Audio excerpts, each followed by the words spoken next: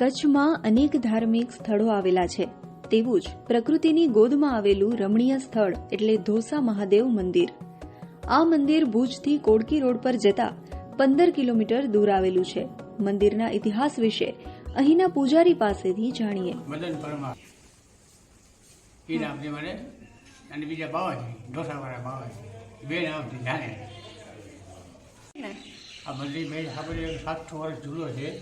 અને એક લેખ લખેલો છે, ડાબી સાઈડમાં એક લેખ છે, પણ એ કોઈ વાંચી નથી શકતો અને અક્ષર હજી કરતા કોઈને એવી ભાષા એવી છે ને કે એના અક્ષર કોઈ વાંચી નથી શકતો. મોબાઈલ સાફ કરીને ફોટા લઈ જાય પણ એનો ઉકેલ નથી આવતો.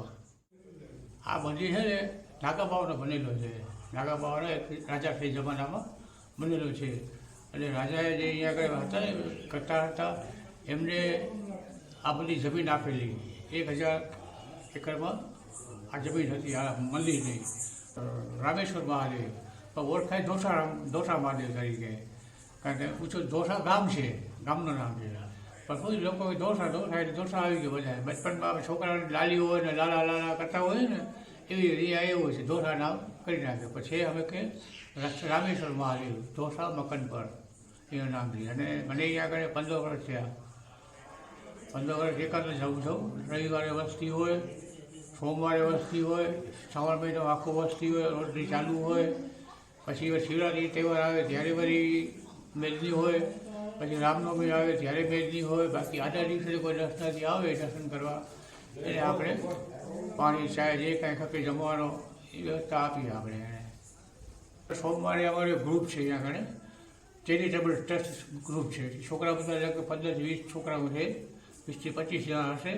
એનો આખો ગ્રુપ છે. સોમવારે અહીંયા આગળ આવે, પૂજા પાઠ કરે, મહાદેવને શણગારે.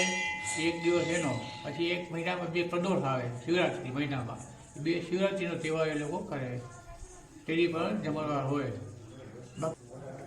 એટલો છે કે મને અહીંયા આગળ આવ્યા પછી હું કોઈ રીતે તકલીફ નથી. મને મહાદેવ હાજર છે. આપણે જે ઈચ્છિત ફળ ખપે ને આપણે ઈચ્છિત ફળ એ આ મહાદેવ આપે છે. પણ આપણે નિયત અને વિશ્વાસ હોવો જોઈએ. આપણે પહેલો વસ્તુ એ છે.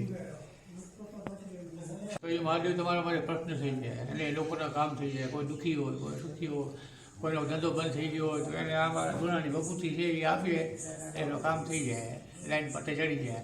પણ એને વાયદો કરીએ કે મહિને ભગવાનના દર્શન કરવા આવું, એટલે ભૂલો નહીં, તમારું કામ થઈ જાય. એટલે સવારના 5 વાગે શ્રાવણ મહિનામાં અને સાંજના 7:30 વાગે શ્રાવણ મહિનામાં. આમ પણ આરતી સવારે 5 વાગે થાય અને સાંજના 7:30 થાય.